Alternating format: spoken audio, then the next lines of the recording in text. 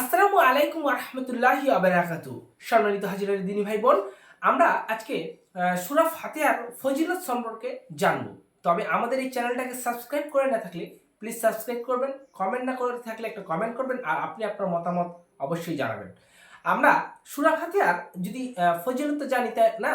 তো দেখেন, সূরা ফাতিহাকে আমরা এক কথায় বলতে পারি যে সূরাদের রাজা। কেন? তার কারণ সর্বপ্রথম যে সূরা আসে সেটা হচ্ছে সূরা ফাতিহা। আর সূরা ফাতিহা প্রতি নামাজের শুরুতেই আমাদের পড়তে হয়।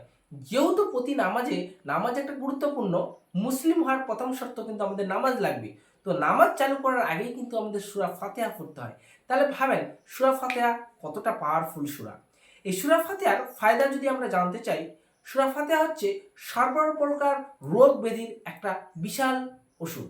এই সূরা ফাতিহা যদি আমরা ফজরের নামাজের পর কোনো একটা গ্লাসে বা কোনো একটা বাটিতে যদি 7 বার পরে ফু দিই এবং সেটা 7 দিন করি ধারাবাহিকতাভাবে, ইনশাআল্লাহ রোগ ব্যাধি ধীরে ধীরে কমতে চালু করবে।